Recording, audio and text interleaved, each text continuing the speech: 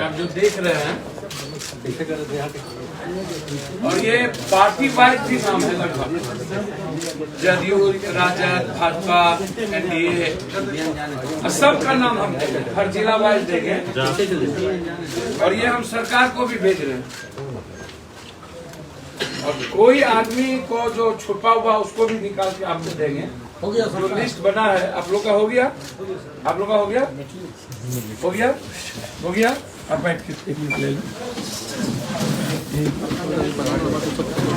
ले लीजिए, फोटोग्राफर सब ले लीजिए।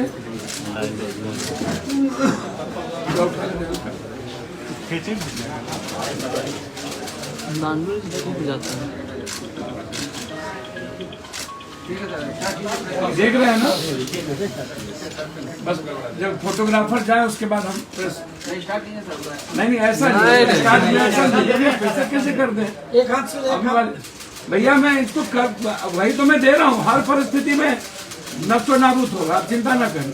चलिए प्रणाम।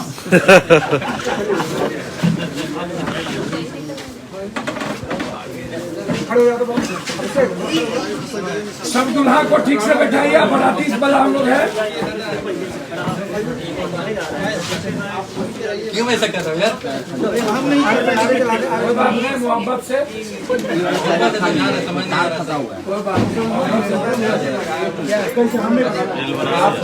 इतना सुंदर और स्मार्ट आदमी है, मोहब्बत से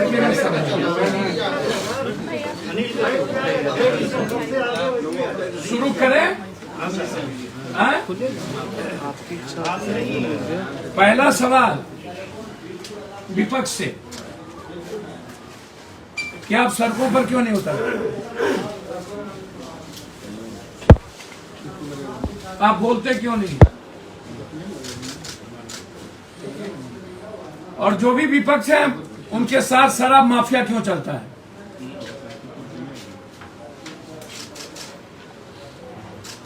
जहां भी नेता जा रहे हैं अगल बगल शराब माफिया होता है, बालू माफिया होता है, जमीन माफिया होता है। आप चाहे बिहार का कोई भी विपक्ष का नेता हो, उनके साथ आप अगल बगल देख लीजिए, वो माफियाओं से भरा हुआ है। कोई पॉलिटिकल लीडर विपक्ष के साथ क्यों नहीं चलता?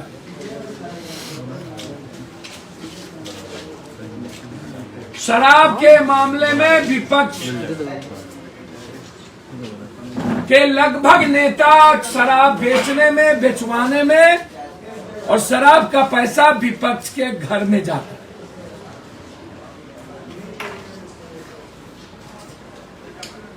बहुत क्लियर है, यदि सत्ता पक्ष इन्वॉल्व है तो विपक्ष उससे कई करोड़ गुना ज्यादा इन्वॉल्व। विपक्ष की भूमिका संदिग्ध है, औपचारिकता ट्वीट करते हैं और कमेटी बनाती है। पप्पू यादव के खौफ से विपक्ष एक सप्ताह के, यदि विपक्ष को हिम्मत है तो मैं एज एक बिहारी होने के नाते, एक सेवक होने के नाते, हम आग्रह करेंगे कि विपक्ष सड़क पर उतरकर शराब के खिलाफ, देसी शराब के खिलाफ निर्णायक बिहार बंद करे और आंदोलन करे। और इन लोगों के पार्टी में जो जो लोग हैं, बहुत जल्द मुख्य विपक्ष के बहुत सारे लोगों का पर्दाफाश गिरफ्तारी से हो।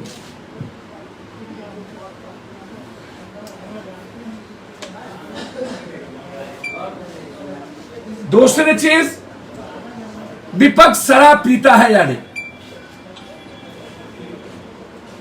विपक्ष स्मैक लेता है या नहीं? इसकी भी घोषणा करे। और नहीं लेता है तो बोले, लेता है तो ब्लड सैंपल जांच करे।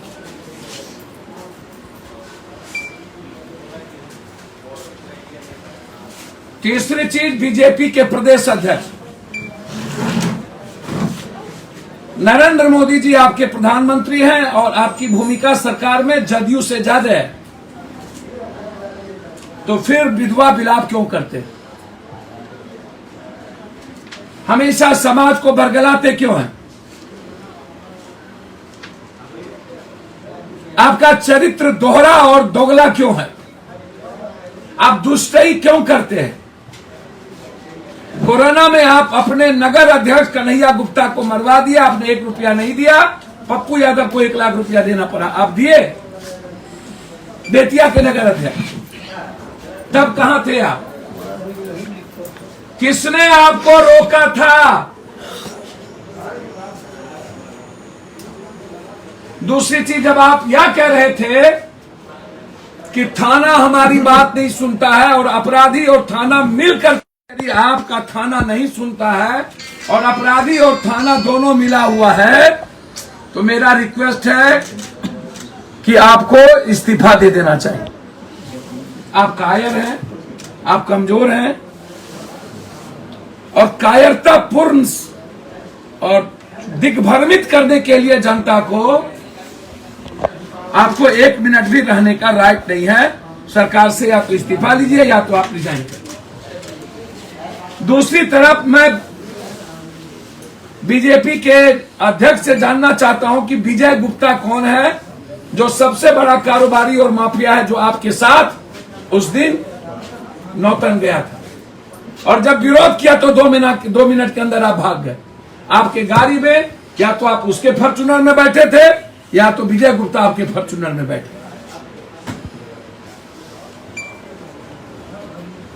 तीसरी चीज, हर शराब माफिया जिनका मैं अभी लिस्ट दे रहा हूं, इनका मोबाइल सर्विलांस में लिया जाए और टेस्ट जांच कराई जाए कि जहां की है वहां के थाना प्रभारी से कितने बार इसकी बातचीत होती है, डीएसपी से कितने बार बातचीत होती है, वहां के एमएलए एमपी मंत्री संतरी से कितने बार बातचीत होती है। इसकी जांच मैं चाहता हूं। मैं मुख्यमंत्री जी से आग्रह करूंगा इसकी जांच होनी चाहिए और इन माफियाओं का टेलीफोन, जो पूरे परिवार का टेलीफोन है, उसको सर्विलांस पर लेना चाहिए। तीसरी चीज, विपक्ष के सत्ता पक्ष के अध्यक्ष बीजेपी के अध्यक्ष से मैं जानना चाहूंगा, आपने कहा कि शराब प्रशासन के नेतृत्व में बिक रहा है और सुशील मोदी कोई और बात कर रहे हैं, रूढ़ी कोई और बात कह रहा है, तो क्या आप उन लोगों पर कार्रवाई करेंगे? एम्बुलेंस से शराब चल रहा है तो क्या आप कार्रवाई किए? और बीजेपी के लगभग बड़े लोग माफिया में हैं, शराब बेचवाते हैं, तो क्या आप उनको कार्रवाई करेंगे? लगभग बीजेपी, आरजेडी, जदयू और अन्य पार्टी के लोग, जो नेताओं के साथ गाड़ी चलती है वो या तो अपराधी या तो माफियाओं की चलती है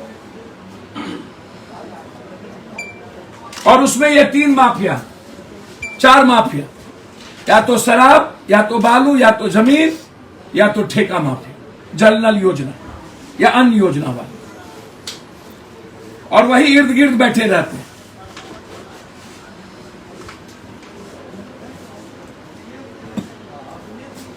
क्या बीजेपी निकट भविष्य में विधानसभा बुलाने जा रही है?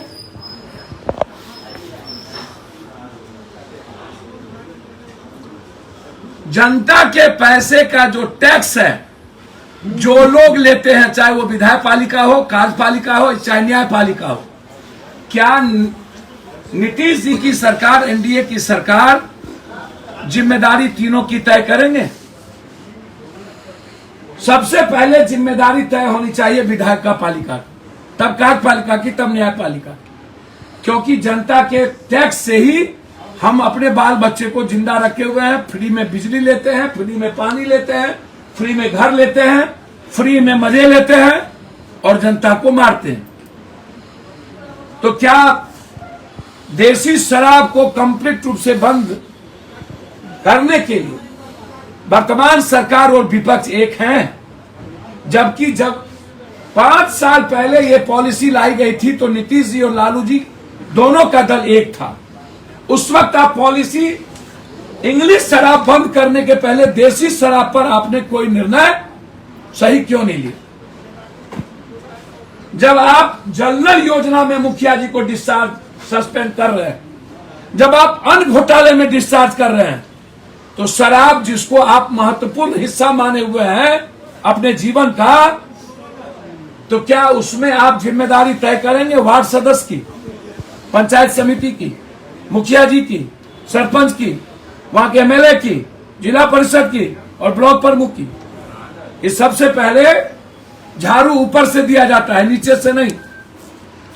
यदि पंचायत में देशी शराब का ठेका चल रहा है, इसका मतलब है कि एमएलए को, मुखिया जी को, वार्ड सदस्य, पंचायत समिति को पता है। तो क्या पहली जिम्मेदारी ये तय होगी? क्या इलेक्ट्रॉल चुनावी प्रक्रिया जो है, हम जो चुनाव लड़ते हैं, क्या उसमें चेंजिंग हम लाएंगे कि जो दारू पीते हैं या जो दारू बेचवाते हैं, जो भट्टी चलाते हैं या जो दारू के पैसे से जिनका घर भर रहा है, क्या इनको चुनावी प्रक्रिया से कंप्लीट अलग रखा जाएगा?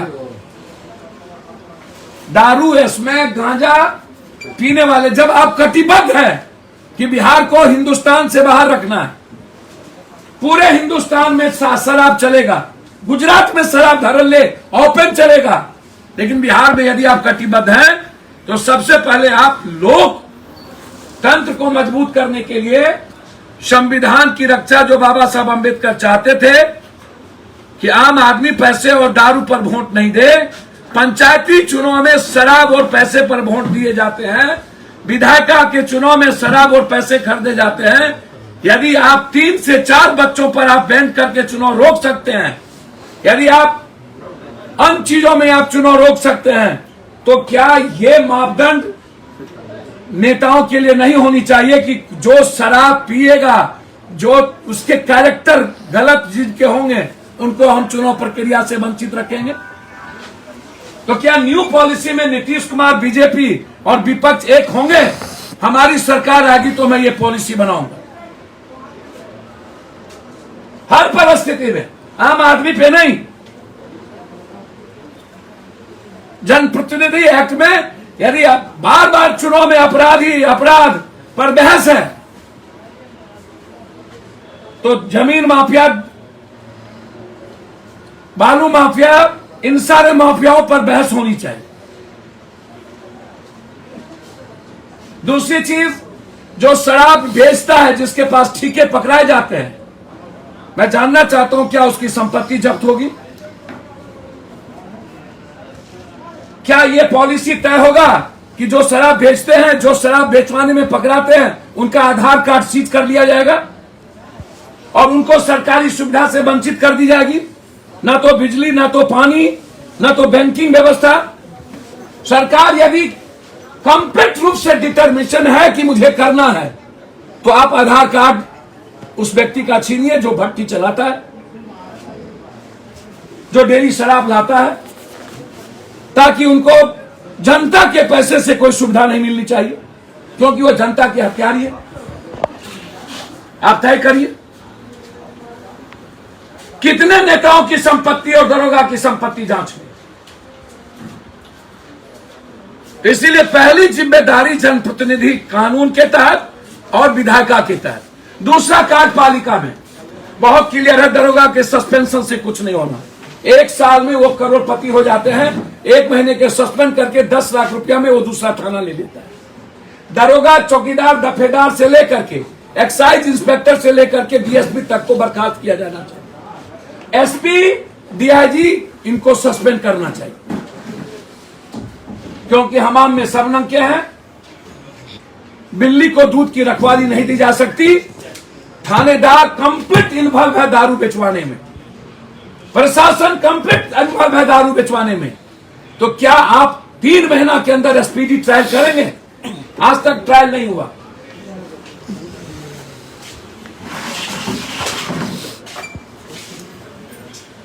चौथी चीज, जदयू का सबसे बड़ा आरोप है कि एक्सीडेंट कम हो गया। अरे जदयू के नेता लोग, फुंसी फोड़ने के लिए गला नहीं कटाया जा सकता, पैर नहीं काटे जा सकते। फुंसी को या तो फोड़िए या तो ऑपरेशन करिए। मेरी गौर से सुनिए, 6,32,000 जेल गए, जिसमें 6,32,000 आदमी का परिवार बिखर गया। थाने को पैसा दी गई और साथ साथ थाने के पैसे के साथ साथ वकील को पैसा दिया गया। मेंटल टॉर्चर हुआ, फिजिकल टॉर्चर हुआ, पारिवारिक टॉर्चर हुआ और पैसे भी हमारे चले गए। उससे ज्यादा खतरनाक हमारा पैसा गया नेपाल, हमारा पैसा गया बंगाल, हमारा पैसा गया झारखंड, हमारा पैसा गया यूपी, हमारा पैसा गया पंजाब, हमारा पैसा गया हरियाणा। बिहार का पैसा बिहार के डेवलपमेंट में नहीं लगा। 70-80 रुपये का दारू, 100 रुपये का दारू मिनिमम 300, 400, 500, 600, 700, 800 रुपये में। आपने डिलीवर बॉय को जेल भेज दिया, गोदाम पप्पू यादव का चौकीदार को भेज दिए, गोदाम के मालिक को नहीं भेजे, थानेदार को सस्पेंड कर दिए। आश्चर्य होगा, डिस्चार्ज नहीं किए, संपत्ति की जांच नहीं हुई।